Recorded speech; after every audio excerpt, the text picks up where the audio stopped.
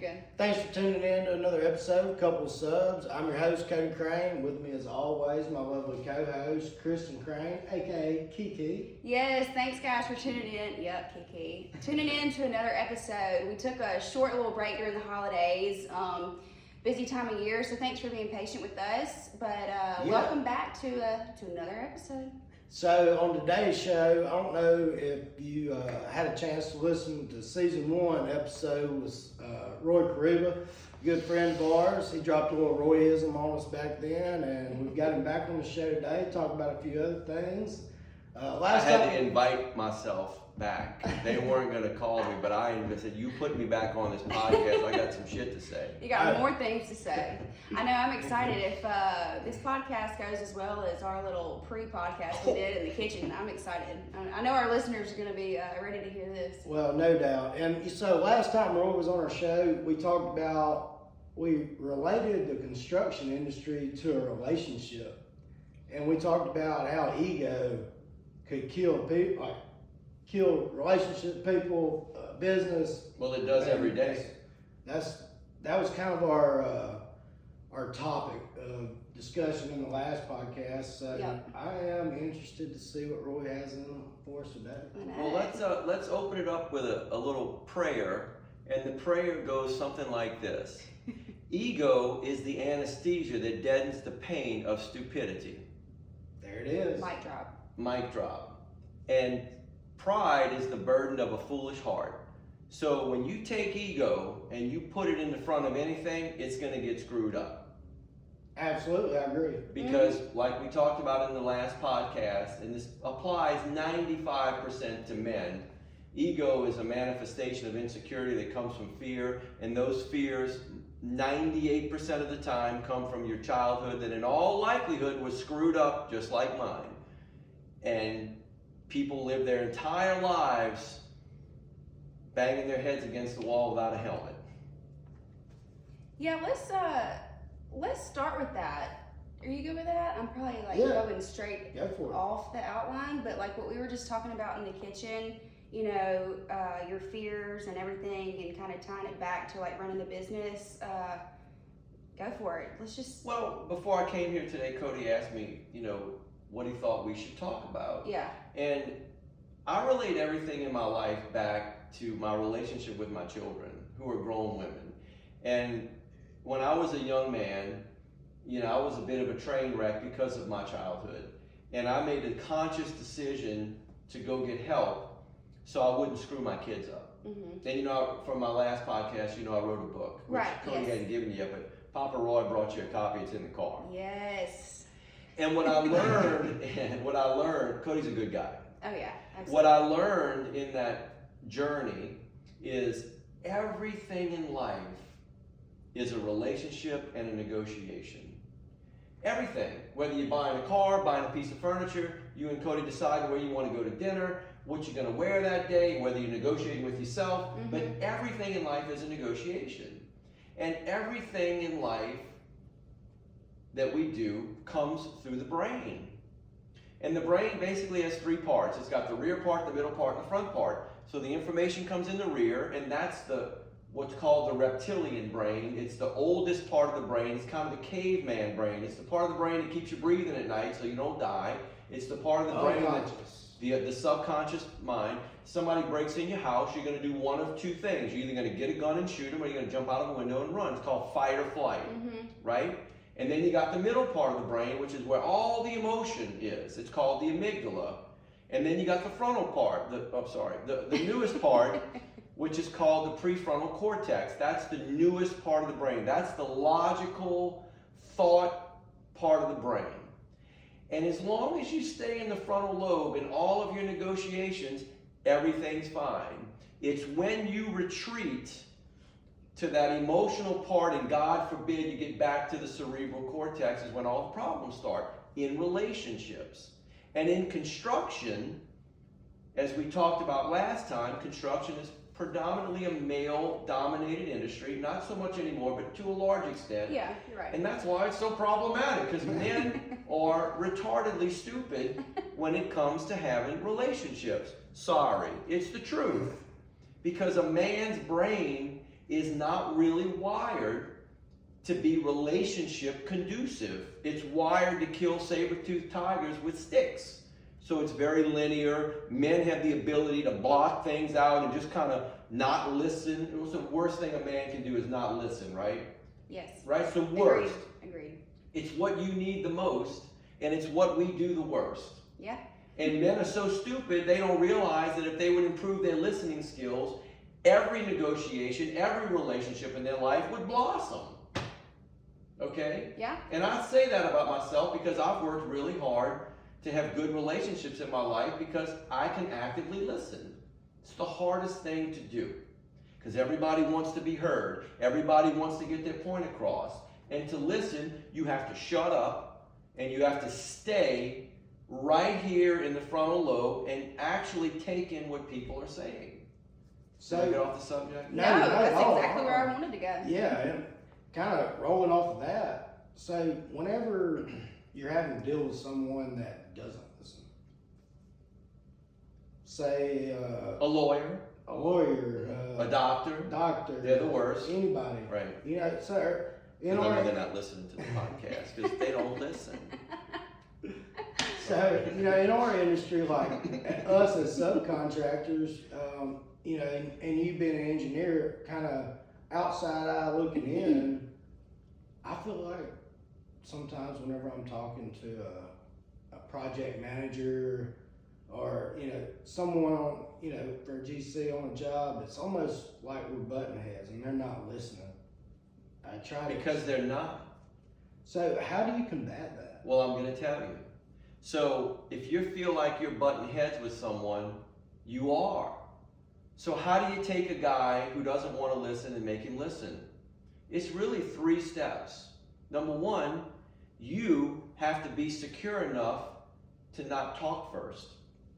2, you have to be strong and secure enough internally to let him not only speak, but whatever comes out of his mouth, don't argue with it. It's like a woman. When a woman's telling you what's on her mind, she really doesn't want you to explain it, solve it, or lecture it. She just wants you to listen. Which is, your brain's not wired to listen. That's right. So when Kristen says, oh my God, and the day this guy came by the shop today, all you hear is walk, walk, walk, walk, walk. And then you get to the end and go, well, baby, if you wouldn't have done this, and then all of a sudden now she's pissed off because you didn't fucking listen. That's so true. Oh my God. Well, so the true. relationship with the general or the project manager, it's no different. So I need to treat him like a woman? You need to shut up and stop talking because you're going to get in trouble. Papa Roy's telling you to listen. If a guy is sitting there and his body language is like this and he keeps combating you, that information is hitting the front of his brain and bouncing off. Like a pinball machine. Like a pinball machine. So the trick is, you got to get it to sink in right here. So what do? There's many ways. So Joe, project manager. Joe, man, it looks like you're really disgusted with me right now and what we're talking about. I am disgusted. I mean, I've been talking to you for 3 weeks and I can't seem to get you to understand why your price is too high. Okay, so what I'm hearing you saying is you think my price is too high. So what I just did was I validated him. Most men can't spell validation, much less know how to use it in a sentence and know what it really, really means. See, right back to women, okay? The greatest gift you can give a female is validation, is to actually hear what she's saying, give it back to her without an explanation, without a lecture, and without a problem-solving session. It's no different talking to someone who's emotionally charged up, who's not listening. There's something else bothering him or her. So to become a master of your trade, you have to grow that part of your brain that allows you to listen. And most men are unwilling to do that. They'd rather pull their dicks out and go, is mine bigger than yours? Oh, well, if it's not, I'm going to go buy a bigger pickup truck. Because you can always tell how small a man's penis is by how large his truck is. I remember that from the the larger the truck, the smaller the penis, podcast. the higher it's jacked up, the skinnier it is. Oh, God. A redneck rolls. I drive a Prius. I ride a bike, so. It really is the truth. So anything we talk about today, about whatever it is we're going to talk about, it really all boils down to, am I strong enough to be sensitive? Am I courageous enough to be calm? Right? Am I kind enough to be weak? Or the appearance of such? And that is a skill that women come by very naturally, and women get admonished in this world for those skills because they get labeled as bitches, they get labeled as emotional, they get labeled as, oh, well, she doesn't have any sense about it. But let me tell you, women are very intuitive and bring a lot to the world in relationships. I have 2 daughters that are both brilliant in their own right. They have a good mom. I'm not married to her anymore. She's a good mother, and they have a good father. But you know, there's certain things a girl can only get from her father. And one of the gifts that I gave my children was internal strength and security by validating them and letting them know they're important enough to listen. They're 32 and 35. When they call me, they need me to just shut the fuck up and listen. Just vent. It's a wonderful gift to give anybody. And let me tell you the best part about it.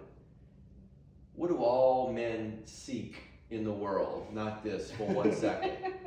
It's a P, but it's not pussy. What's the other P? It ain't pizza, it ain't pastries. It's power. Yep. Power. We all want to show everybody how powerful we are, right? We want to elevate ourselves in our career. We want to be the man of the people. We want to be a powerful business leader, a powerful husband, a powerful hunter, a powerful whatever. But men go about it the wrong way. They go about exerting power with ego, manipulation, coercion, scare tactics.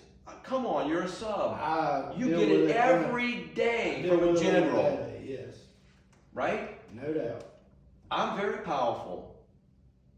And my power comes from relinquishing power.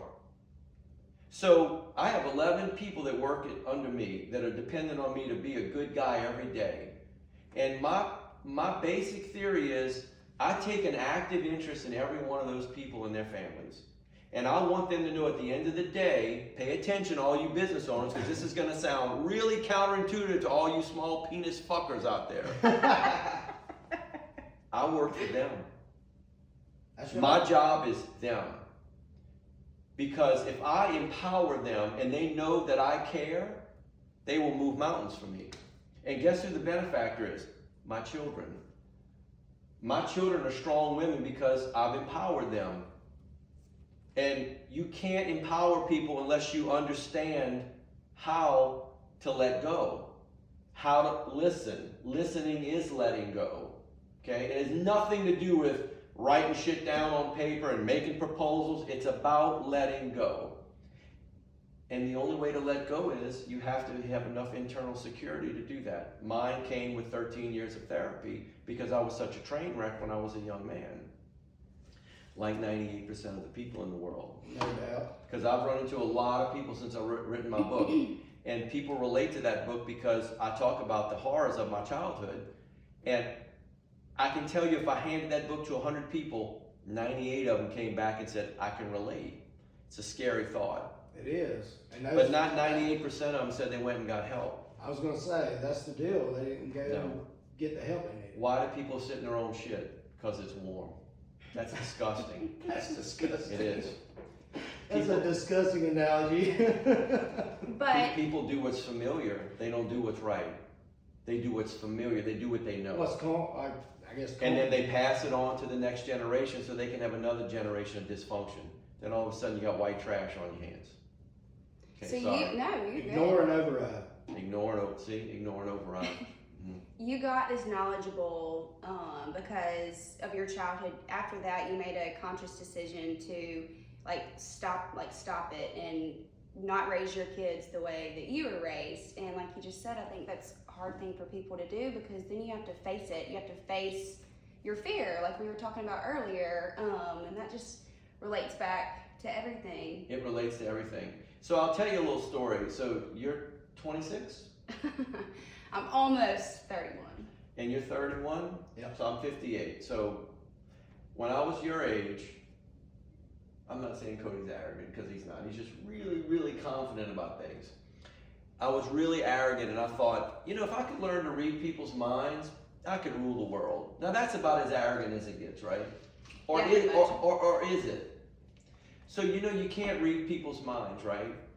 But What I learned in my years of growing with all the therapy is things people do are about patterns of their behavior, okay? And the patterns, when you understand how the brain actually works, when we talked, that's a long conversation, right? But we talked about it a little bit tonight.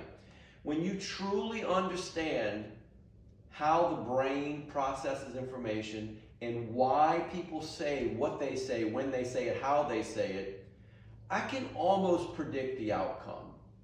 And if I was a manipulative prick, I could lead people with questions because of what I see in their behavior. It's really very predictable when you know the patterns. And again, that all comes from knowing how the human brain actually works. It is your control center. It's your hard drive. It is what controls everything that we do, see, think, feel, touch. But how many people have ever stopped to learn about their own brain? How many, I don't want to admonish anybody here, but how many people have actually read a book on how the human brain works? Don't answer that because I know the answer already. None of y'all have. If you did, you wouldn't be listening to this. And you wouldn't need to be listening to the podcast. Well, I did. I read books. I went to therapy. I read books on how the female brain was wired so I could understand my kids. Well, that's half the world there, you know. Half the world. It's the most important half. Yeah, no doubt. Absolutely. Oh, absolutely. Women are incredible creatures. They don't get enough credit, but I love women for all the right reasons. And I just watch my kids, even as grown women today, I watch the way they behave and how they are just amazing in their integrity and their work ethic and the way they solve problems. And it's just amazing to watch them. So, I kind of tie this back into being able to read somebody. Like you said, you can read them. You can read somebody. So, a huge part of what we do as subcontractors is negotiating. It's everything you do. I mean, it's everything you do. You're negotiating with your employees. You're negotiating with your manager. You're negotiating with suppliers. I mean, look at the shit y'all got to deal with. Materials, people showing up for work, the weather, trucks, warehouses. I mean, y'all are everything in construction ultimately falls on the subcontractor's shoulders. Mm-hmm. It's scary. And then trying to run a business with 12 different locations that are all doing that. You know what I mean? So, and then just dealing with those people. But so in being able to, read someone and not take advantage of it, nothing like that, but just being able to read someone, how would you say, like, negotiating with a contractor? How do you go about that? So people enter every negotiation. These are all my opinions. I'm not a psychologist. I'm just a guy with 37 years as an engineer and a father and a businessman and lots of therapy. And in my opinion, when anybody walks into a negotiation, they're always like holding their cards close, right? And they're waiting to see what you're going to do so they can make their next move. And that is kind of ass backwards of what you should. Well, we're going to be a pattern. I'm coming here because you and I are about to be teammates to get this job done. You're absolutely right. Here's my cards. Yeah. What can we do to help each other? You're absolutely right. It's ass backwards. So you're asking me, how do I negotiate? And what I do is I give the other person all the power. Because at the end of the day, I'm going to tell them the truth. Which, you can't tell people the truth. That's a man thing. Yeah. We lie like rugs, okay? Men are expert. Me either. That's pretty good. Ladies and gentlemen, you can tell when a man's lying? His lips are moving. Mostly for doctors and lawyers. So if I'm going, I have a mini storage I'm going to build outside of Lafayette, and my concrete guy that I wanted to use he was high, and I said,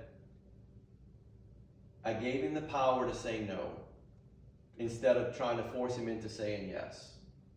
Okay, here's what I did. I said, Dwayne, would it be outrageous for you to consider lowering your price? Now you saw how I said that. Would it be unreasonable? Would it be outrageous? Instead of going, I need you to lower your price because you're high. Oh, I'm not high.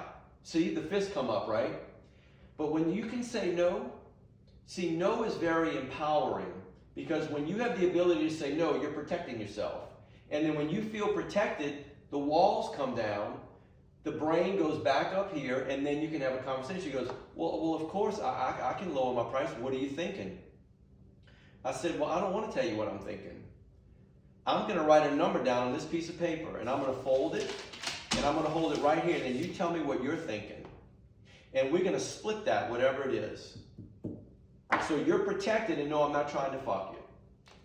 Well, what did I have to do? First off, I had to tell the truth.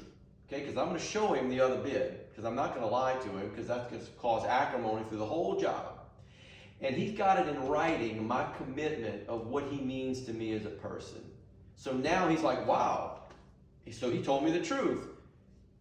I needed him to come down $75,000. He was willing to come down $125,000. So I said, okay, come down $100,000. I eat $25,000, you eat $25,000. And guess what? He will move mountains for me on that project. Yeah. But what do most generals do? How much you coming down? I need you to come down $150,000. So right? Tell me that's never happened to you. Throw. Am I right? Say I'm right. Oh, I need you're validation. definitely right about that, 100%. But you asked me. That's how I do it. Just works every time. To kind of keep this conversation going, because I'm interested. What if you know, the GC or whoever it was that was on your end of that table, it's like, oh gosh dang, you was about to get me for $120,000? Hell no, I'm gonna go find somebody else. You know what I mean?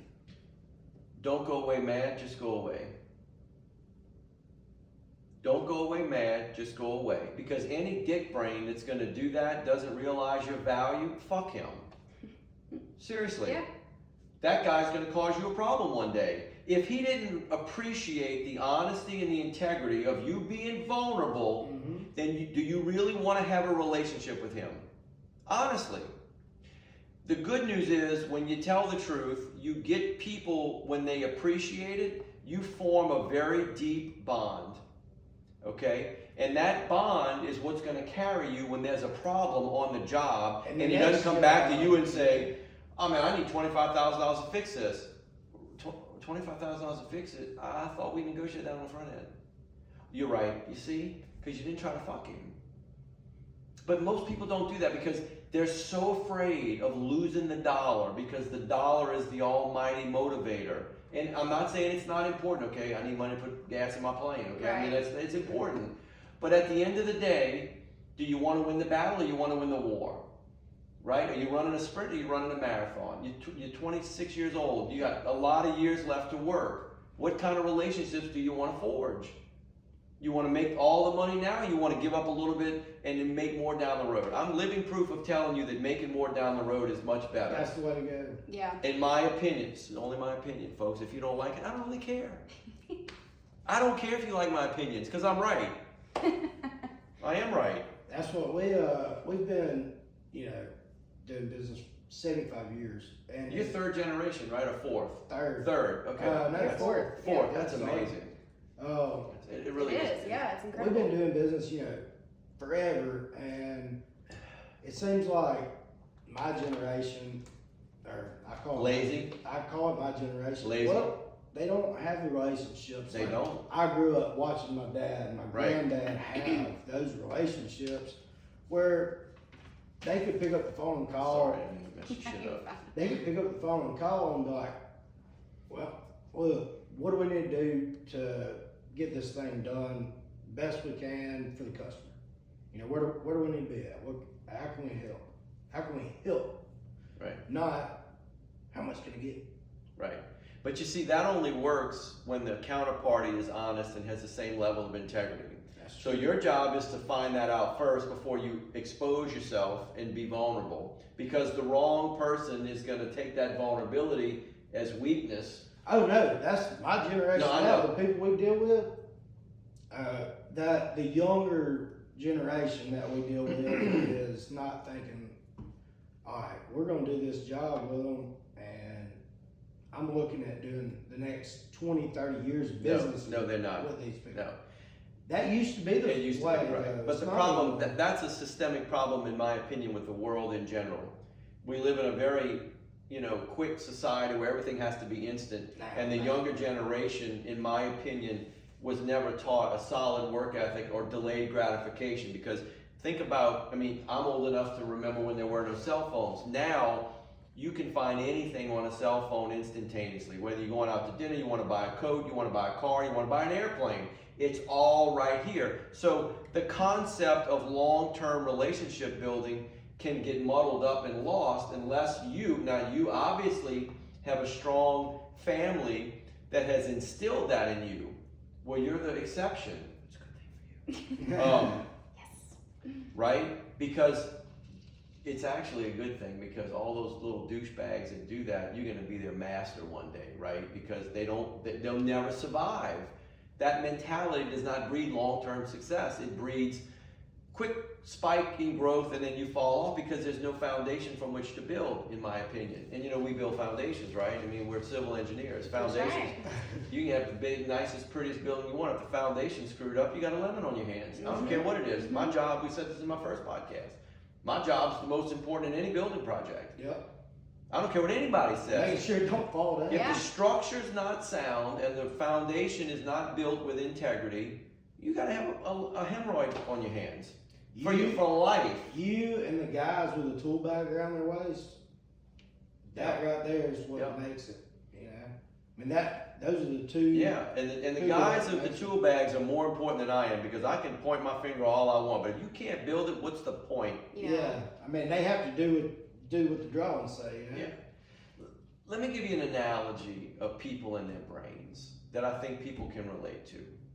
Let's say y'all bought a house, and as soon as you bought the house, you got in, and the lights start flickering. Kristen's Kiki. Yep, there it is. Kiki's plugging in something, and the outlet's getting hot. Like, it got red hot. He's like, whoa, what's going on with all this? You call a master electrician, comes and says, you got some fundamental problems in your wiring that wasn't disclosed when you bought the house. You didn't know. But you bought it as is, tough shit, it's yours, you got to deal with it. So your choice is simple. You can live with the flickering lights, and the electrician says, look, you can live with these flickering lights and hot outlets. Nothing will probably ever happen. But one night you might burn up because something might short out, because it's faulty, it's flawed, the wiring is not good. They used aluminum, whatever they did, okay? Or you could spend 50 grand, rip the drywall out, pull all the wires out, fix it once and for all, and enjoy your house. But you gotta go borrow the money. You're gonna have to work weekends to pay the note. It's gonna be real painful because you can't go on vacation. So what do? What do you think 98%, well, there's that 98% again. What do you think 98% of the people do? They live with the shit the way it is.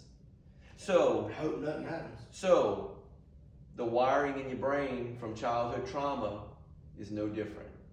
You know the lights are flickering, you know the outlets are hot, but you live with the pain, because the pain of borrowing the 50 grand, you think, is greater than the pain of dealing with the bullshit that you've been dealt with in your childhood. And that carries to every relationship or negotiation in your life. Because you come home, every day you come home, you're afraid the house is going to burn down. Fear. Anxiety. Same thing when you got a messed up childhood and you don't get help. Fear, anxiety. Oh, wait, fear, anxiety, ego. Right? So you think that's where that develops, that ego? Well, of course it does. Ego manifests some fear, fear manifests some insecurity and trauma. It's a linear thought to get to it. And men are the worst. They're the worst. Now, women have their part in this too. Women get labeled as gold diggers and looking for a guy with money because a woman is afraid of not being secure.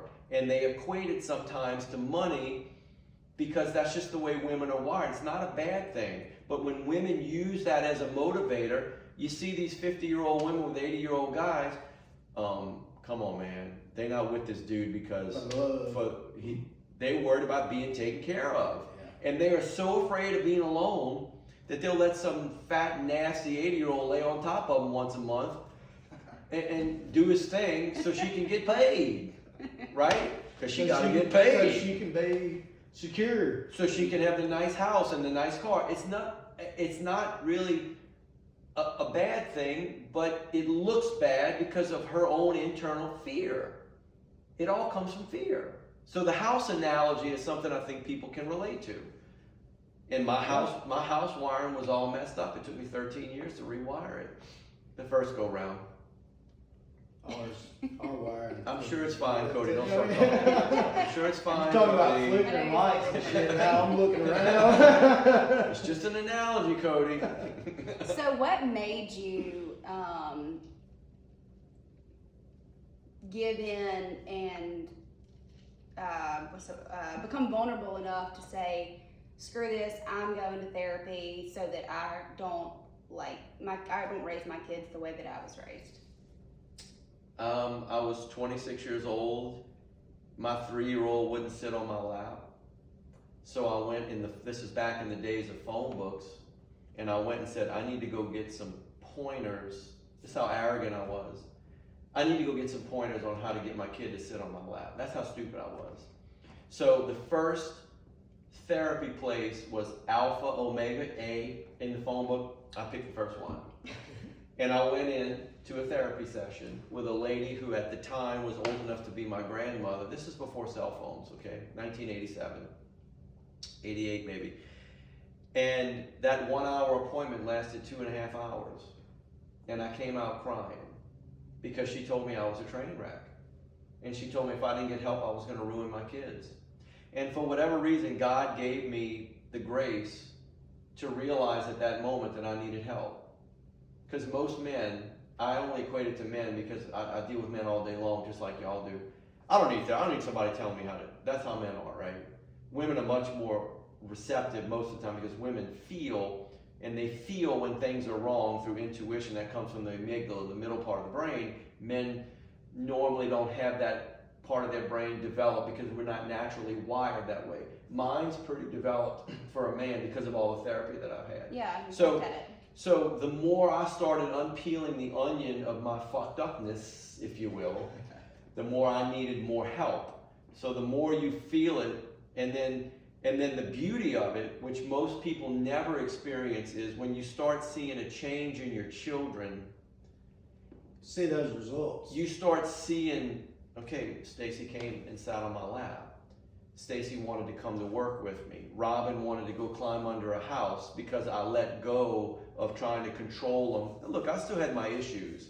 And my kids will tell you when they were in high school, they used to call me Psycho Love because I was a little over the top with trying to protect them because I was still working on myself. Yeah. But at the end of the day, I showered them with unconditional love and respect. And I think it made up for the shortcomings that I was still we're all still working on ourselves. I was still working on myself in my 30s and early 40s. And that's really the short version of it. They have to appreciate seeing you work on it. They do. So I always tell people, my engineering company didn't grow as fast as other people or other friends of mine, but I came home every night. I wasn't out fucking my secretary. I wasn't out snorting coke and going to titty bars and doing all that. I came home because I wanted to spend time with my kids.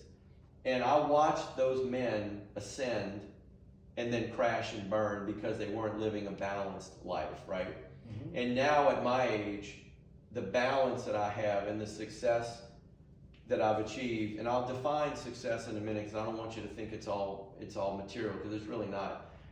I have the best of all worlds. I have the love and respect of my kids, and I have the love and respect of the people I work with, and my career is really good. I'm blessed with good health because I take care of myself, and I'm very grateful for all of that because I worked really hard not to be a douchebag when I was younger. And I know men now that are trying to buy their children's affection because they never spent time with them when they were growing up. And I tell them, you know me, I'm a little bit of a truth teller.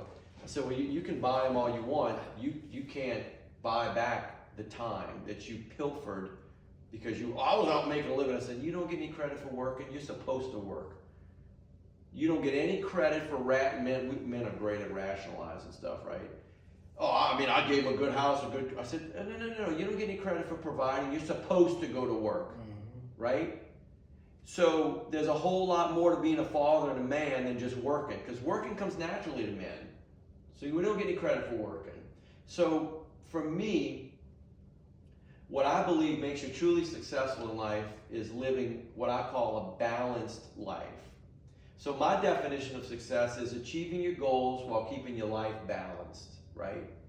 So I'll give you an engineering analogy. So in structural engineering, the most fundamental, stable shape of any structure is a triangle. Because any way you put a load on a triangle, it's stable. Okay, so let's equate that to life. Looks, brains, and personality, physical, emotional, and mental. We all have that tripod. And everybody wants the triple header, right? You want a guy who's good looking, smart, kind, ambitious. We all want the total package. Okay, well, what happens if one of those areas of your life becomes out of balance? What happens if your emotional life, you're a train wreck, you're going to cause havoc and you're going to get off center? If your financial life or your physical health. So life is all about keeping things balanced. Well, that takes discipline. And discipline takes a desire to go against the grain, takes a desire to be a better person. We're all moving back to the original premise of learning to listen, because that's a skill that must be learned by men. Women are great listeners naturally. They're wired to listen, which is why they want us to talk all the time. I was listening. That was so well put. The one Everything thing you just said. That just made me think, what it feel like to get the full package? Like, Oh, shit. Oh, Cody, please stop talking. I'm just joking. Please, I'm God, joking. Cody, stop talking. He's going to talk about sleeping with his wife tonight, guys. Just let him have a little bit, God. Maybe he'll tighten up. Oh, God. Keep praying for me, bro. Keep praying for you, man. I'm praying for Thank you. you, thank you. I know. No, seriously. But see, Cody's joking because he knows, right? Right. If Cody wasn't aware, he wouldn't do it. So that's how we know Absolutely. he's really not full of shit. He just sounds like he's full of shit. And that's for comedic, Oh, value. yeah. Made you Yeah. laugh. Yeah, absolutely. Right? So Yeah. y'all are a great couple. I really love being around y'all for all the right reasons. Well, If I didn't like you, I thank you. wouldn't have driven 92 miles I to know, get here. right? Thank you so much. You're welcome. Thank you. We have to come. Ask for cash. Oops. Oops. The last podcast Yes. I did, one of my friends said that I was the Howard Stern of engineering. I took offense to that because I don't have curly hair. Anyway. That shit was funny, though. That shit was funny. That is. That's And like now we got video. dead Howard on. Stern. That's funny. Pretty spot on. So It is what it is. everything that you just said, like I almost kind of got teared up at one point. Well, you should tear Not up because even it's a gonna good lie. story. Like, it really was like that. I hope that I teared up. everyone- Did you see me tear I up did. a little bit? I did. When I saw talk the about my little kids? Yeah. I love my kids. Well, when you put in enough I love other people's kids. work, like you saw what was like you knew, you admitted to yourself, right? I am a complete train wreck, and I don't want to do this to my kids. Not even knowing that you're doing it, like you put in the time and the effort, and you worked your ass off, and Still working my ass off. yeah, and you Yeah. work on yourself every day, and just having the discipline, like that's hard to do. It is. And It's very with hard. everything else going on in life, It's hard. It is very Yeah. hard to do. You have to live what I call a narrow life. So living a narrow life goes like this, okay? I don't let anybody in my life that doesn't add value, because there's a lot of what I call energy vampires out there. You all know people that will suck the life out of you, not in a good way, because they're just needy and they got problems. Mm-hmm. And they just want to plug into you and suck the energy right out of you, right? The Mhm. world's full of them. They're called narcissists. Mm-hmm. A narcissist is someone whose emotional needs were never met, so they try to plug into other people and suck the life out of them. The world's full of them. You need a couple of them in your life so you can learn the signs to be aware of what they are, empathize with them, and get them out of your way, because they'll take you down. So the first thing is having good enough boundaries to keep people out of your life that are not adding value. Yeah. People are either going to add value or take value. There's no middle ground, right? If you believe everything else that I've shared with you today. So the trick is to develop yourself, your internal security, to be able to tell people no. No. I told my kids, I don't care what anybody asks you. Tell them no. You can change your mind 3 seconds later. Just say no. Would you like to go get it? No. Would you like $1 million? No. Because when you learn to say no, whether you say it in a negotiation, whether you say it to your mother, your father, your son, your girl, your wife, whomever, you can always come back and say, I thought about it. I'm really open to that. And we talked about this earlier in negotiation, allowing people the power to say no. No empowers you, okay? So in my own boundaries, in my own value system, the ability and the willingness to execute that on a daily basis gives me internal strength, and it allows me only to let people in my lives that add value. Yeah. And the minute they stop adding value, don't go away mad, just go away. Yeah. Right? That's a quote from a 1985 movie with Clint Eastwood called Heartbreak Ridge. And that's how it's done. That is the beginning of the awareness of the growth that will make you the most powerful person you want to be without stepping on anybody's toe. You're going to step on some people's emotions, okay? Because there's a lot of people out there that are screwed up. And they're not going to understand no. They're going to think you're a harsh jackass. To them, you are. But really what you're doing is you're conserving your energy for the people in your life that are special. Yeah. It's going to make you a much better negotiator. It's going to make you a much better sub because you're going to smell that bad general a mile away. And you're not only protecting FL Crane or Glass Inc., you're protecting the people that are counting on you to protect them. That's right. Because you got a responsibility to those people. If they could do what you could do, they'd be a business owner, Cody and Kiki. But they can't. They're not supposed to. So it's your responsibility to continue to grow so you can be an effective leader. Mic drop. No doubt. Seriously. I just wrote a note down as you were talking, and I guess it's something I knew to some extent, but never really thought about it the way you just said. Chris was asking me today, like, we hired someone. Kiki, not Chris. Kiki asked me today, like, well, how much should we pay them, you know? She's trying to work the deal out, and I was like, well, whatever you throw out there, you can't take that back. Yes, You know, if you say, all right, I'll give you 20, that's, oh shit, I'd have done it for 15. You can't go back to 15 then, you gotta give them what you said. But maybe that kind of made me think about, or what you said made me think about, say no. If you're not sure about something, say no. You can always come back and say yes. Always come back and say yes. You can't say yes and then come back and say no. You can, but you're going to be labeled a disingenuous jackass because you're not a man of your word. If you offer somebody 20 and they say I was looking for 15, you could go back and say, well, let's compromise at 17 and a half. Well, I mean, you were going to pay me 20, you see. But if you said, not a man of your word. So a way to say no in that is like this. Somebody says, well, I was at 15, like 15? So you leave an open-ended question that gives them the power to do what? To talk. 15? Power, right? Empowering people. And when you empower people, you're really the one gaining the power. Yeah. 15? So yet when I flew into Atlanta the other day, the way it works in your own plane is you chart your course with these GPS called waypoints. And I charted the course specifically because I knew Atlanta was a very busy airspace and I wanted to go, when I was getting close to the airport, I wanted to go a certain way. And the controller sent me somewhere else. And I could tell he forgot to give me the clearance to turn.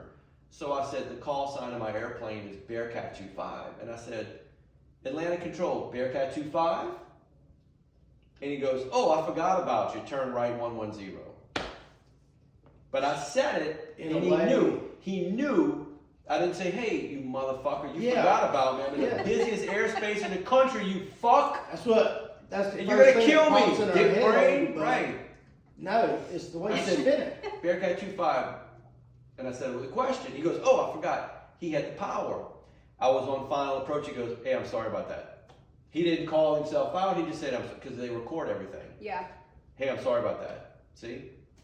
I could have done, because they work for me in the air. I don't work for them. They work for me. They're supposed to protect me, right? Right. But I let go. Even though I was a little afraid at the moment, my brain went back here, but I had to take a deep breath and reset and say, Bearcat 2-5. Oh, I forgot. We talked about something this week that it was like, you get that initial, you want to say something, you sit back and think. Well, it's easy to react. Completely different. Yeah. After you sit back and think about it. It's hard to make yourself stop and think. You ever watch a dog shake itself like that? You ever see a dog just shake? You know what that dog's doing? That dog's resetting its nervous system. Because something happened and the dog was off center. And the dog's like, and then all of a sudden the dog's good. It starts licking his balls again, right? It's fine, right? Well, humans can't do that. We can't instantaneously reset our nervous system when we get a reaction. So what I endeavor to do is when somebody says something to me and I start feeling afraid, I take 5 deep breaths because it lowers my blood pressure. I have to focus on the breathing and it moves me back to right here. Am I perfect at it? No. Am I much better than I was a year ago? Yes. 2 years? Yes. Because at the end of the day, I don't want to give my power away, right? Sometimes I do. Most of the time I don't. I forgive myself and I move on. But at the end of the day, telling young people these things, if you embrace just 10% of what I've talked about, you will see a difference in your life overnight. With your kid, with your brothers, your daddy, your co-workers, your vendors, your material suppliers, your municipalities, whoever's in your life that wants to suck the life out of you. Okay? It takes a little bit of discipline to be able to take that moment of pause and give you the power. And really, you're getting it back. It's a pretty amazing thing to be able to do. The most amazing part is watching the reaction of the people around you that actually mean something to you in your life and to see how they respond. I'll give you a perfect example. I got a guy in my office named Matt who runs everything. He is amazing. And the other day something came up and he couldn't get me. And we had to make a $2,000 decision on something. And Matt said, hey, I couldn't get you on the phone. I told him to go ahead and do this because X, Y, and Z. Now, what would most bosses say to somebody, even though he's a really good guy, hey, I make the money decisions. It's my company. Can't wait till I got back. And I said, Matt, thank you for doing that. I said, is it a good deal? I don't know. I said, okay, but it was time sensitive. So, okay, maybe it should have cost $1,000. So, am I gonna admonish him for $1,000, or am I gonna pat him on the back and thank you for making the decision? Yeah. He felt empowered enough to do that. Thank you for keeping things rolling. He felt empowered enough to do that. Yeah. The week before, we sized some wooden beam for some guy's garage, and we made a mistake, and the beam was sagging a little bit. Well, he had enough confidence in me to come to me and said, hey, look, we made a mistake, which we very rarely do, right? This was January 3rd, the day we came back. And I said, Matt, I would do X, Y, and Z, and it's probably going to cost a couple of grand. He goes, oh, that's a good thing. I didn't think about that. But I never said anything. Thank God we got that mistake out the way earlier this year. Now we're done. Yeah. And I made light of it. Yeah. Because he wasn't happy. Because Matt's been working with me for 11 years. I can count the mistakes he's made on 3 fingers. Yeah. Okay? And one of them was last week. So what do most people do? They don't do what I did. Because I value him. He knows that I value him. So he knows he can come to me because he's empowered to be human. He's really superhuman. All of them are. I'm so blessed. You do have a great team. Oh, they're amazing. God must love me beyond my worth because they're all amazing, every one of them. So, success in life, success in negotiations, success in insurance negotiations, contingencies, contracts, it really all boils down to being a good, active listener and letting that other person have power. And guess what? If you're going to get screwed, you're going to get screwed. Boy, it should be nice to head it off at the pass, right? Yeah. No doubt. Huh. And y'all are at the bottom of that food chain, and it's really scary being a subcontractor. You know, we're subconsultants a lot of times to architects. It's the same relationship between a general and a sub. I can't stand architects. I don't think I got like that them. before. I've got Because they're a bunch of egomaniacs that want to put their imprint on the world, and they have no regard for me as a human. They don't care about budgets. They don't care about schedule. They just want to make it pretty. Well, I'm sorry, that's not the world we live in. And all that shit falls downhill, Uncle Roy.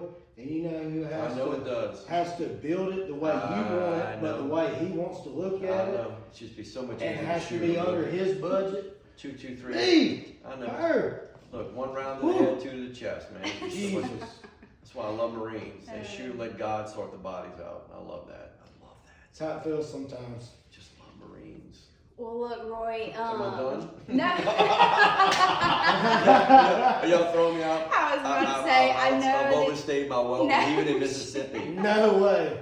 I was about to say, I know you're trying to drive back to go. No, I'm good. I'll stay as long as y'all want. Y'all cut all the shit out you don't want to talk about. Just edit the whole thing out and send it to me. I'll send it to my kids.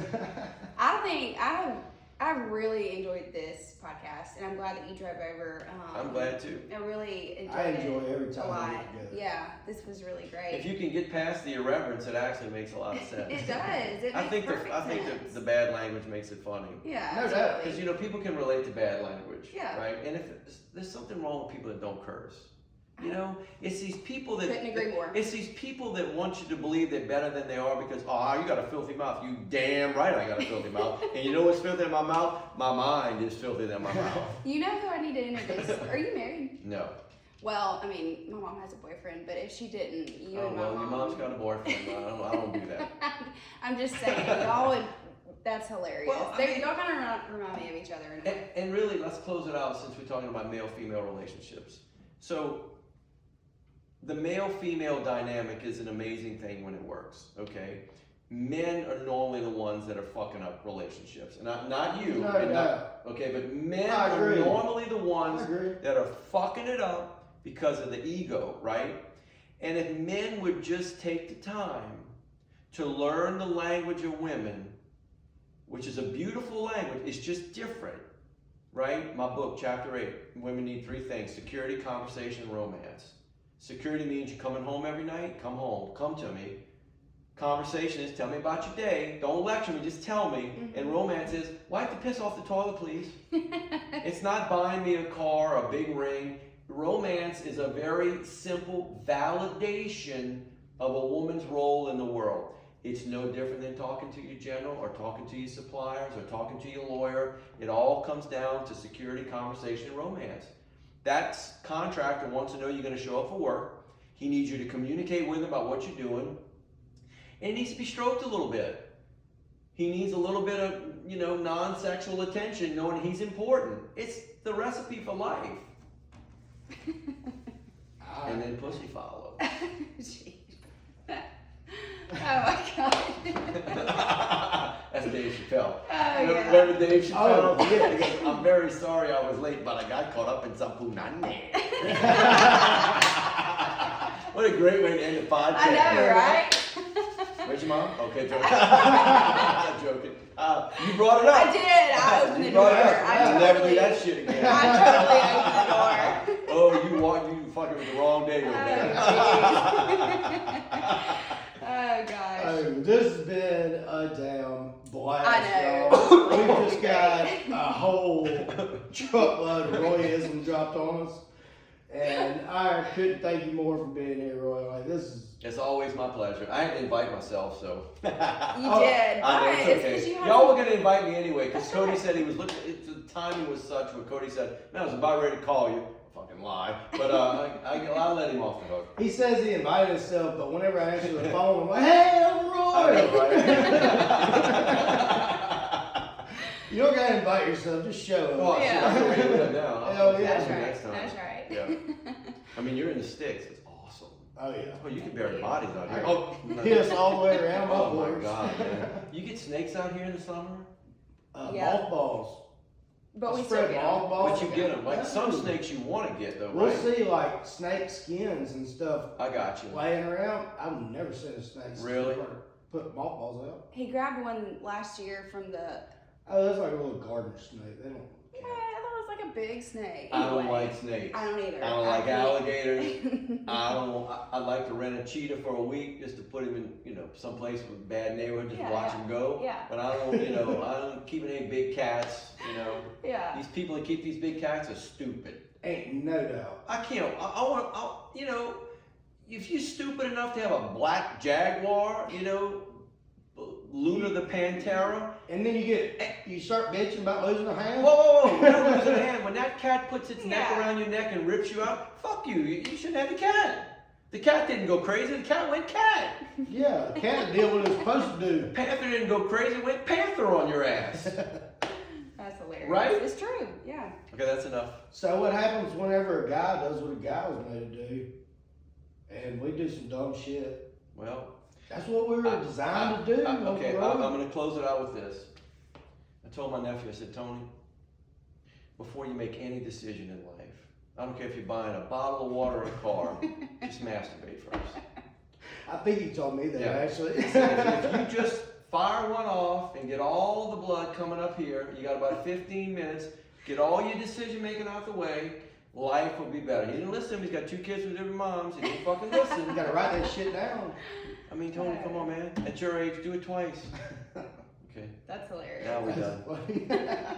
Well, all right, before we get out of here. Oh, we're not done. Okay. No, we are. Tell everybody where they can go to find more about.